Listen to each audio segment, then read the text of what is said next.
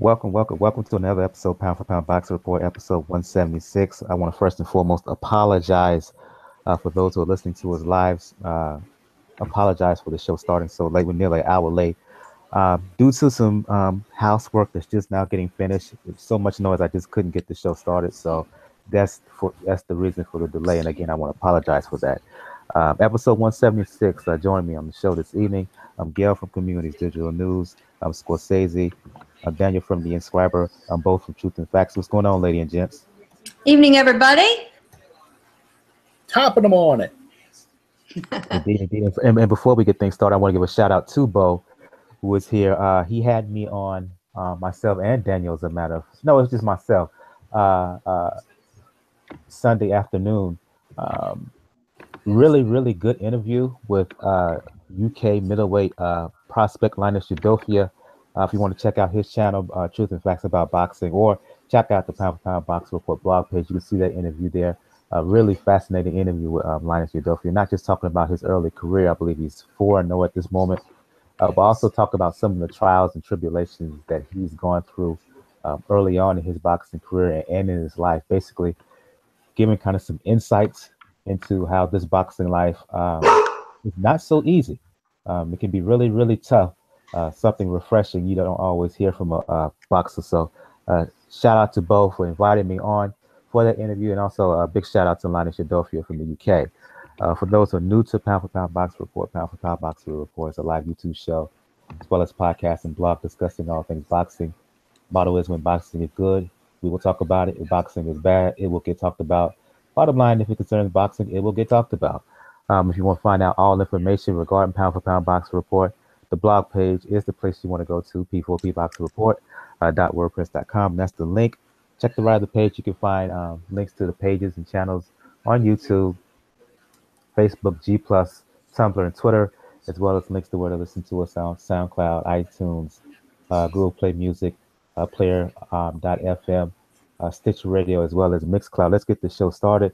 No previews tonight because we're starting the show so late, so we're just going to do fight recaps and bit of boxing news. We'll do some previews and stuff next week. Let's get the show started. Recapping what went down this weekend, as a matter of fact. Starting in StubHub, triple header on HBO. And at a triple header, Miguel Berchelt fighting Takashi Miura. Look, it wasn't the war that many folks anticipated, but yet still was a good fight. Burchells winning by unanimous decision. Early on, was just bent to avoid the left hand of Miura, moving around the ring so much to avoid the left hand. But in the middle rounds, this thing started to really pick up. Last third of the fight, some vicious body blows being landed by both fighters. Both fighters were affected, particularly Burchells, but he hung on, did what he had to do to get the victory. I'll go to you, Gail, since you were at the fight live. Your impressions of Burchell's win over Miura? Extremely solid win for Burchell. And you're right, not the most, rock'em sock'em, Salido Vargas, Barrera Morales type of, Mexican on Japanese violence everybody thought they'd see. And there were really two reasons for it, one from each fighter. First, Burchelt is showing much more skill. He'll bang. He'll absolutely bang if called for. But he's also learning that if it isn't necessary, absolutely necessary, you don't need to go there. And that's going to extend his career. And that's a smart thing for him to do. I mean, he's capable of producing some moments of tremendous action. We had a couple of rounds that were really exciting when they got to it. But the rest of the time, he's showing boxing skills that a lot of these bangers don't have. And he shows that he thinks in the ring. And that was a great performance for him. On the other hand, unfortunately, guys that do just get in there and just have at it, like Miura, like Vargas, can decline really fast. I mean, almost literally before your eyes. And Miura just didn't have the greatest night. There wasn't enough gas in the tank. He had moments, they were very few. And was it just a bad night, or was it the first of the downhill slope in the career? He's been in a lot of wars. So hard to say. Still a very good fight. Solid win for Berchelt. I have to admit, I did not think the cards would be as wide as they were. One of the cards was a complete shutout. The other two were just, a point or two from being complete shutouts. So good for Berchelt. Miura, remains to be seen. He'll certainly continue to be matched up with, other guys like this. He's still got some mileage on him, but I think his best days are behind him. And just a point of contention, the fights were at the Forum, the fabulous Forum, indoors. Thank God, because it's too bloody hot to sit outside at StubHub right now. You're right. My apologies. The fight was at the Forum. I'll go to you, Bo, and then you, Scorsese. Your breakdown of over Miura. Were you a bit disappointed that it wasn't the outright war? I was paid going in. No, actually, I wasn't a bit disappointed because I thought it was going to be fight of the year, but the reality is, Berchelt did what I've seen other fighters do, like John Molina, who is normally known for a slugger. When he was in there with someone who was only a slugger, he boxed when he fought Provodnikov, and that's what Berchelt showed us that. Okay, yeah, if I have to go to war and if somebody's coming at me, I can go to war. But if I'm in there with a guy that I know I can outbox, where I'm the bigger man with the longer arm reach and those advantages, I can use it too. So it was smart on his part to fight that way. I mean, would I have preferred it to be an all-out war? Yeah, of course, because that's what I'm used to seeing from Miguel Berchelt and from Morta. That's what I'm thinking it was going to be. But the fact that Berchelt was able to outbox Morta and use that, and listen, he took some vicious body shots as well, stood up to it, and was still giving back. So he showed, he had some dog in it. But you still can't be disappointed in the fight. It might not have lived up to what we wanted to be, but I can't sit and say it was a disappointing, non-exciting fight. No, that it still provided the entertainment that I wanted. And by me being someone who loves boxing, whether it's an all-out brawl or it's a technical fight, like I say, I'll never be disappointed in it because I appreciate both styles. But mad props to Berchelt. And I'm with Gail. Like, I think Morta is going to have a serious conversation with himself, an honest conversation with himself, as well as with his team, because you can't be, when we saw this with Francisco Vargas, you can't be in these kind of wars over and over and over and over again. I don't care how tough you are. Even rock, when it's underwater, eventually shrinks. Then that's the same thing here with Morta. He's going to have to come up with something. And if he can't, then he might have to also think about, retiring from the game. Scorsese, and then you, Daniel, your thoughts on the fight? I kind of was getting burnt out with boxing because I had started with Eubank, and Corrales and Castellanos let me down a little bit. And the ending definitely was a letdown. So then when this fight came on, and I was expecting a jolt of coffee, and it was more or less, what we saying, the boxing match, and I was nitpicking, and I was saying, he's not really, the jab looked kind of, I don't know how to put it, looked elementary a little bit from Berchelt, and I was just thinking, I kind of felt that both of those titles could quickly change hands. That was on both titles that was on the line that night. I felt like both of those could change hands.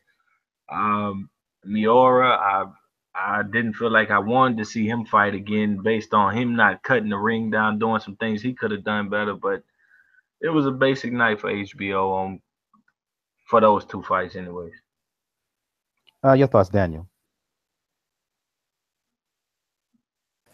It was a good showing, mainly by Berchelt, because it did show off for mid-range both his boxing ability and, as Bo mentioned, when he took body shots in the middle rounds from Miura, his endurance.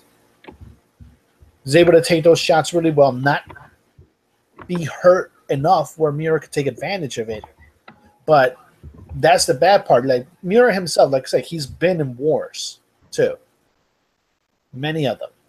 And we may have just seen, like, just as he's starting to get like very much notice on American TV, we may starting to see his decline a bit, because we have to remember, like, he came within probably 5 seconds short of winning the fight with Vargas at the end of the 8th round.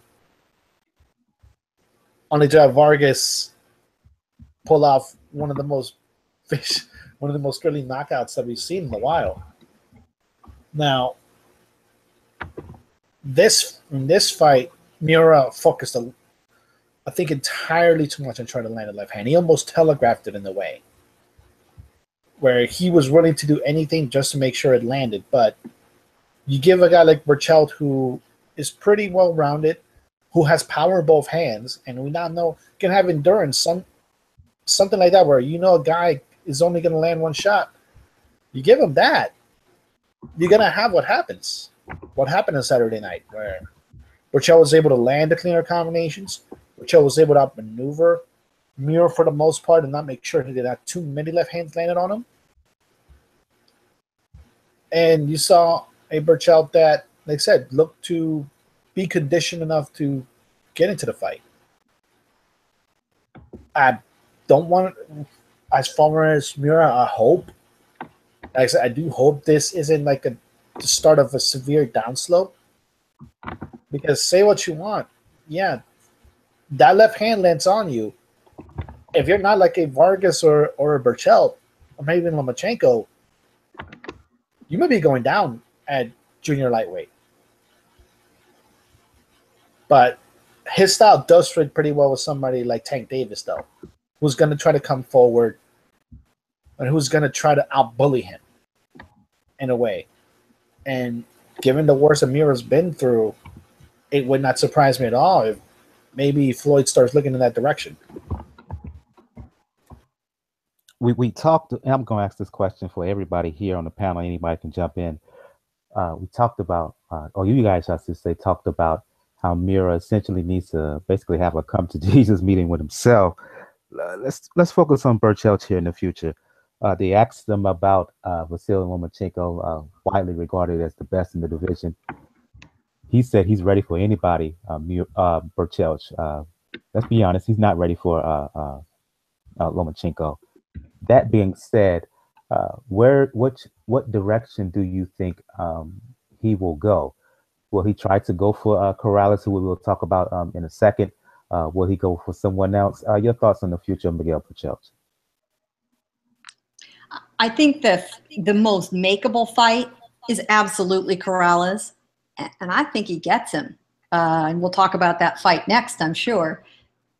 But I think in his mind, his team's mind, it's not only the easiest to make fight, I think it's the easiest fight for him. And why not? Pick up a belt, move along. Bo, Scorsese, Daniel, your thoughts on the future of Miguel Berchelt?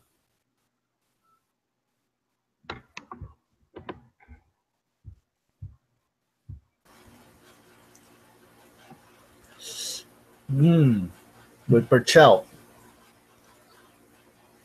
making a fight with Corrales would make a definite case for a future fight with Lomachenko, because we have to remember that Jezreel Corrales did beat the lineal champion in Uchiyama, and he twice in Japan.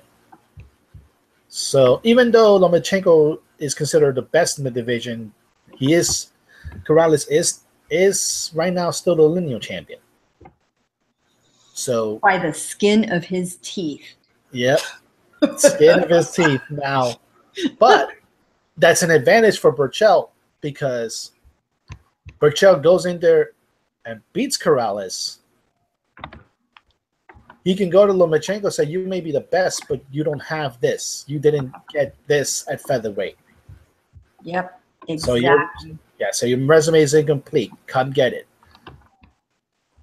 And because ultimately, I do not think Tank Davis is in the future for either of these guys. Floyd's going to try to protect that kid, make sure the title stays around his waist as long as he can until Lomachenko leaves the division.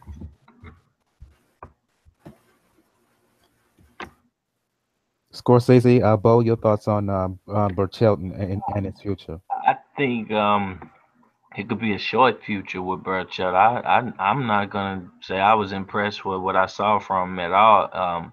Quickness, foot speed, none of that was really there. I understand he has the intensity, but if we start talking about the other champions, where does he go? I mean, the question is who does he pick next? The obvious question is Golden Boy and Golden Boy, Corrales and Burchell. And if they don't do it, that's a disservice to us boxing fans that want to see unification. Any thoughts, Bo, or should I move on? Small thought. I thought Corrales was with Top Rank. I didn't know he was with Golden Boy. So that's I could have sworn I thought he was with Top Rank. But as far as Berchelt, I think the thing is, I don't think we can know what his future is at where he is right now. Because I mean, if I'm looking at Corrales and the way Corrales performed, I can definitely see Berchelt beating him, especially with his punching power and the fact that Berchelt. I've seen Corrales go down. I just seen him go down this past weekend. So, you know, it's kind of hard to say. I know he don't beat Lomachenko. Lomachenko watched him. He's too slow. He doesn't move enough, and he only has a puncher's chance. And against a fighter as skillful as Lomachenko, you need more than that. So, I think outside of Lomachenko, and I think it's just kind of hard to gauge what his future would be because I could see him beating Corrales. I could even see him giving Tank Davis a hard time only because of the way Tank Davis fought Pedraza. So, what about a fight with Tevin Farmer? Because I know he was in the picture for a possible title shot with that organization. A shot against him later on this year. Well, Tevin Farmer faced a similar fighter, kind of like Berchelt, when he fought what's that dude's name? Ivan Redcash or something like that. Oh, okay, yeah. Yeah, Tevin Farmer sort of faced and what I mean by that is he was a dude known to have punching power, and Tevin Farmer was able to outbox him. The only difference is Redcash doesn't throw the amount of punches that Berchelt throws. So it would be interesting, but I mean, you know, it would be interesting. I wouldn't mind seeing that fight, to be honest with you. During the conversation about the future of Berchelt, we mentioned Jezreel Corrales, and I'm going to use Scorsese. The question I asked was last week in previewing this fight: do we really know how good Corrales was? Because the only real fights that most fights have seen of him were the two fights with Uchiyama. I'm watching this fight. He gets knocked down twice. Now, admittedly, the first knockdown, that wasn't much of anything, but the second one was more legit to me. Very legit. But in watching this fight with Castellanos, Corrales, he has good foot speed. He has good hand speed, but his style is incomplete. I was less disappointed after watching the fight. But for those who don't know, the fight with technical decision due to a nasty gash over Castellanos' eye, one of the nastiest gashes that you will ever see. But back to the point about Corrales, the jab wasn't great.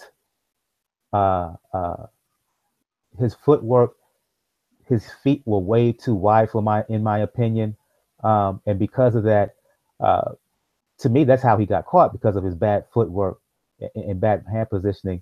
Just a meh performance overall. And again, the question for me remains this week that I asked last week: really, how good is this guy?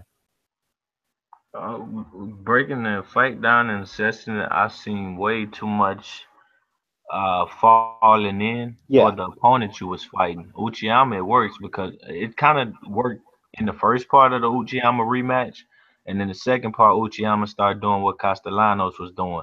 When you see him falling in, let your hands go, and that might cause some head clashes, but it's also gonna help you score. And he's, Corrales is kind of responsible because he's shifting his stance and falling in. But if you stand there to work instead of finding a shoulder up type of position, you might get that head clash in there. Now that works on certain opponents. If opponents ain't looking to work, yes, you can do that. But like I said, Castellanos was letting those hands go, and they was finding themselves in those little scuffles that was, they wasn't really bringing no kind of excitement to the fan. It was like an amateurish type of scuffle. And I'm talking about a 7-year-old amateur fight where they just big gloves, little arms, and people just throwing punches, hoping something land. That's what kind of was happening there. But the times where he established the distance and he respected, hey, don't fall into this, man. I like the jab to the body more than I did upstairs because he threw it with more conviction, the straight left hand to the body. He didn't switch as much. It's still a lot of potential. I think the opponent was just wrong for what he was trying to do. And, by the time it was too late, he had got caught up in that fight and he didn't adjust. But I thought he was running away probably two or three, the last 2 or 3 rounds. I thought he kind of I thought Corrales' knockdown of Castellanos was questionable because he really just hit the dude's shoulder roll. And I don't know how anybody else feels about that, but the replay clearly shows he got no chin, no chest. He got shoulder and glove. And that's what, it pushed the guy out balance. The referee was on the other side. But he still kind of found his way to trying to outbox him and getting those last 2 or 3 rounds before the cut. But he could definitely be better. I'll go to you, Daniel. I mentioned how Corrales was knocked down twice in round 4. Have to give some due to Corrales, who knocked down Castellanos in round 7. But again, I'm wondering how good Corrales is after this performance, because while he did some good things, he fought too much like an athlete. Sort of amateur to Scorsese's point, and again, I'm left afterwards with more questions than answers about this guy. First you, Daniel, and then you, Bo and Gail.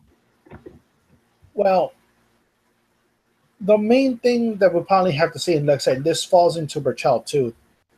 This kind of was like an audition to see who could fight Lomachenko next among the champions.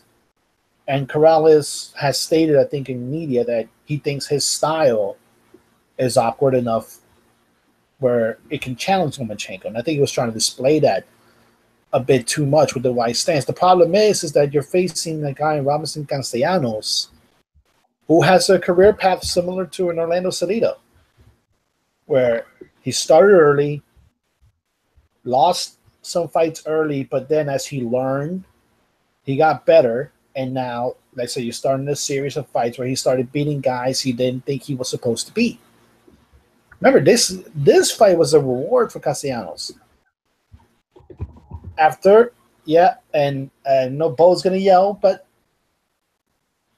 after he made Yorkers Gamboa quit on the stool. But it showed that he has good power, does show that he can land punches when needed to. And the first knockdown from Corrales, that was more balance. He caught him off balance. The second knockdown was a more flush punch. But Corrales was able to take it back, because it's true. You look at Corrales' record, he didn't show much knockout power until his last 8 fights, which, like I said, includes unseating Uchiyama in Japan. So it is befuddling because the fight did end in a very, very nasty cut. It's a fight where, if I'm Corrales, given what I saw and given what the other champions may be doing, I could probably see him probably giving Castellanos a rematch, because Castellanos earned as such. Indeed, and folks were hollering rematch afterwards. I'll go to you on this one, Bo, and then you can follow up, Gail. And watching this bout, watching the Berchelt bout, and I'm thinking, there's Tank Davis sitting out there who's going to fight on that undercard of that.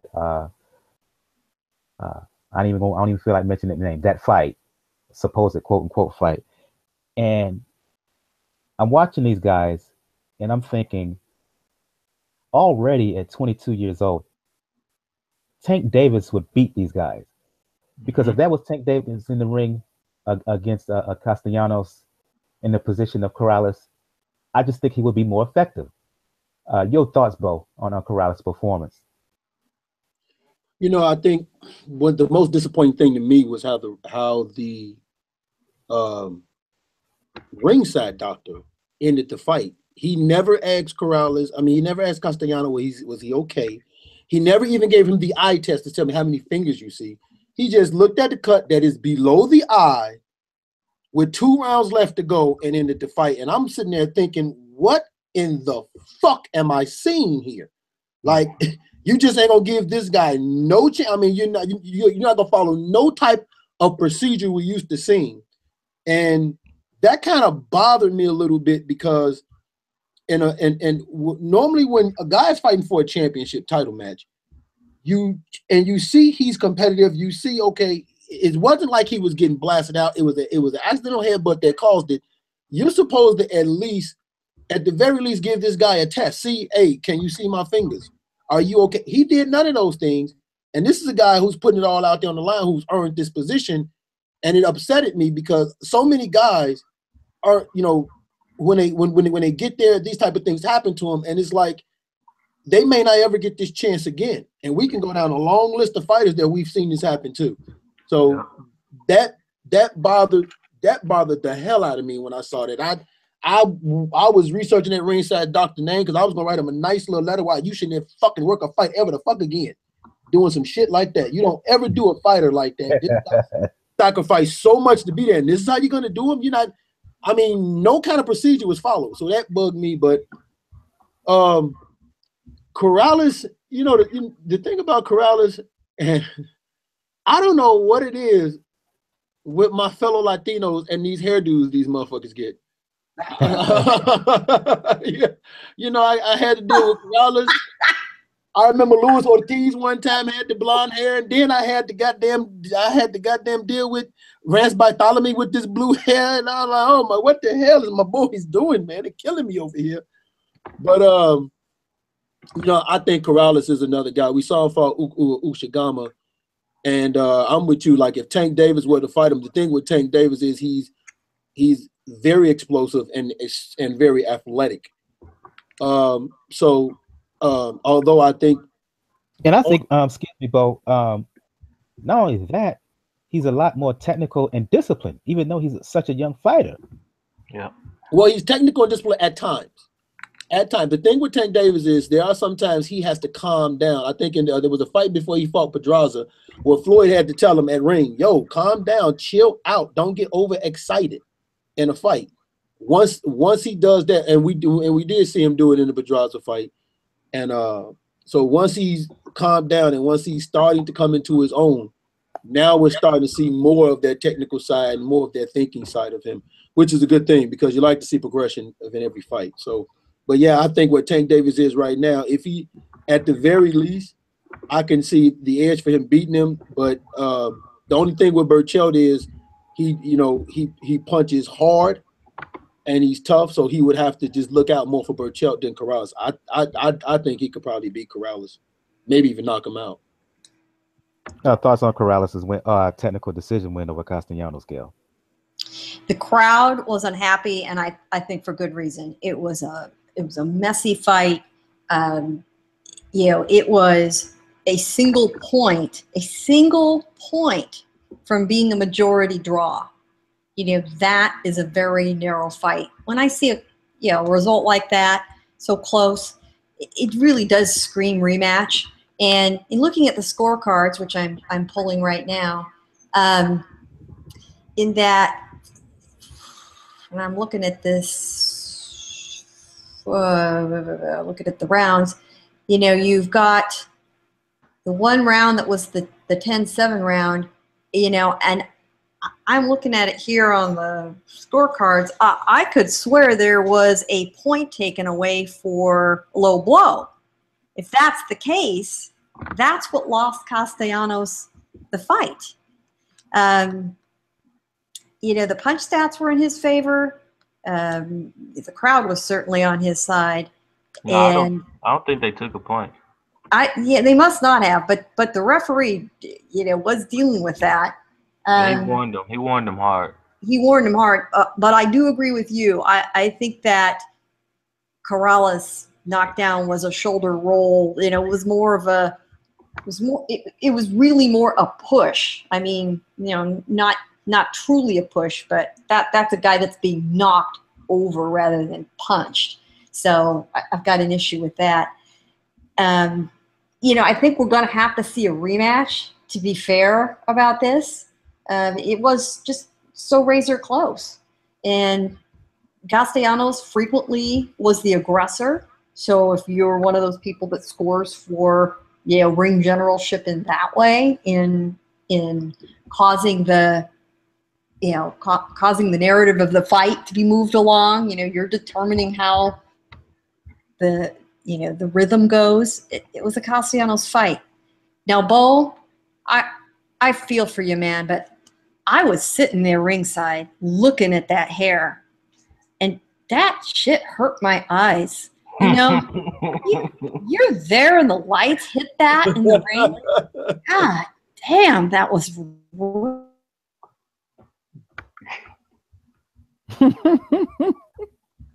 That shit was way. It was spiky and shit. I'm like, what the hell is the fuck I, is he I, doing? I was wondering. I had no I had no language for that. What was on his head? And he had the nerve to have it in a perm. Yeah, I'm saying. I tell you what, I saw him training. I saw him training, and he was in like you know, you could tell they weren't in the States where they was training. They looked like they were secluded. It's a video up of him training for this fight, and you know, he had to go to some resort just to get in the pool. Like, he was far away from everything, man. So that's probably a result to that, because he had the blonde hair, low cut with Uchiyama. So I guess this shit just took off on him in a month or two. I don't know, man, but he don't need to do that no more. That shit is nuts. Yeah, that was not exactly a good thing to do. No. Yeah. Putting it mildly. Third fight on this card. Look, when I broke down Sullivan Barrera versus Joe Smith Jr., I thought that Barrera could be really beating Joe Smith, and then late he could possibly get caught. It kind of went in reverse. Early he got caught. Barrera got knocked down in the first round by Joe Smith, but once he got himself up and dusted himself off, did nice work to Joe Smith, beating him by unanimous decision. All three scorecards. What we found out later is that Joe Smith Jr. had some issues with his jaw before the fight. The jaw was broken or fractured, I should say, during the fight in the early rounds. So he fought a large chunk of that bout with a fractured jaw. But yet and still, I don't want to take this away from Sullivan Barrera. He did the work. He did what he had to do. I was impressed by what he did after getting up from the knockdown. I go to you first, Bo, and then you, Scorsese, your fellow Cubano. He did the job. Yeah, he did. He was also well inspired. He had talked to his daughter via Skype, and his father was actually there, and he hadn't seen his father in a long time. I think that was the first time he seen his dad in like almost 8 years. And I know it's been a while. So he was motivated there. And I said before, he's back down there in Miami with his other fellow national team Cubans, and he's down there with Derek Santos. So he has a different frame of mind. But I think the punch that broke the Joe Smith jaw when I was watching the fight, he hit him with an uppercut. And you seen Joe Smith when he went up, his mouth kind of jiggled around. I mean, his mouthpiece kind of jiggled around in his mouth. And I remember seeing that, and I said to myself, I think he seriously hurt this boy in that right there. But it definitely explains, even when the ref went over and asked Joe, man, are you okay? Because I've never seen you fight like this. So are you all right?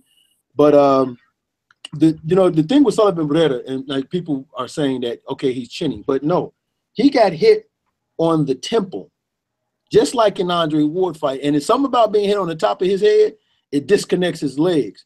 But I'll give it to him that, yeah, like you say, he gets back up, because he's one of them fighters who loses focus.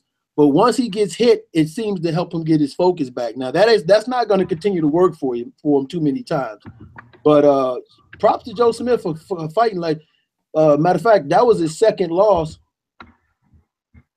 That was his second loss where he lost with a broken jaw. So that was his second loss, and both of them came from a broken jaw. But, you know, Sullivan Barrera went back to his roots, regained some of his more technical skill and aspect of it, And like I say, he was highly motivated, but he's definitely going to have to do something about getting knocked down to get himself going. And as far as him beating Joe Smith, listen, I had knew this because I said, even though Joe Smith beat Bernard Hopkins was still able to outbox him. So I knew, hey, Sullivan Barrera, if he can apply his boxing skills, which he's more technically sound than Joe Smith, then for sure he'll be able to beat this guy. And that's what happens, man. When you get a guy who is just more technically sound than you and all you have is a punch, then the guy's more technically sound is always going to win.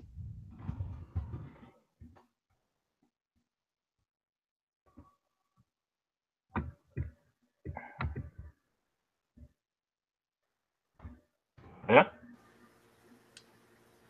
Oh, I'd go ahead and jump in at the bow. You know, too bad Jacob ain't here. He wouldn't want to hear this, but that curse went 9-0 this week, and it done something again. It broke a sucker jaw, man. I mean, every time it's a loss, it just ain't a loss. It's somebody getting really badly hurt, man. Broke this man's jaw, man. And it's sad because, like I said, he's going to get relegated back to the job site, and he can't even do that job now. And, I mean, my guy, Larry Dillon never agrees with me. But we were DMing, and he said, man, you were right. Joe Smith should have never had to fight a Sullivan Barrera. Sullivan Barrera got him nothing but an L. And even if he got him a W, he got him nothing but a W. And I knew going into the fight you wasn't winning the fight. You're not better than him. But I say one thing, I break the fight down to me myself. Joe Smith will not kind of break the fight down. Joe Smith has a better left hook than advertised. What do you need to beat a southpaw? You need a straight right hand, and you need to be able to throw a check left hook. Joe Smith caught Barrera several times with a check left hook. And I'm thinking to myself, you're doing this to the wrong opponent. Adonis Stevenson drops his right hand when he throws his left hand. You could have caught him, try to knock him out. Instead, you throwing it versus a challenger. And to Sullivan Barrera, he drops his hand as well. When he was loading up, he was open for the punch as well. That's why I was landing as much as it was. But like you said, Joe Smith had the fight taken out of him for several reasons. Sullivan being one, the curse being another one. But I mean, I could just leave it there, man. Like these people, the promoters, fighters, they gotta start being smarter because this man, he going back to a job site. That I mean, with a broken jaw for a fight that undercard fight, The first bout of the fight, this is what you're doing after you beat B-Hop, after you KO Funfara. This is where you go. Come on, man. That's ridiculous. Shout out to Sullivan Barrera. I don't want to hear nothing about him wanting Cleveland in Madison Square Garden. I want him to petition the WBC to make him versus Visek next, and that person to be a mandatory. If you want to call people chickens and call people out, well, don't mention fighting in the WBA rankings. Mention fighting for that WBC eliminator and then go that route and prove that WBC champion is a chicken. That's all I want to see from Sullivan Barrera. Other than that, he beat a guy I knew he was going to beat. All right. Well, outside of the curse bullshit, because bullshit is bullshit no matter what level of bullshit you deal with.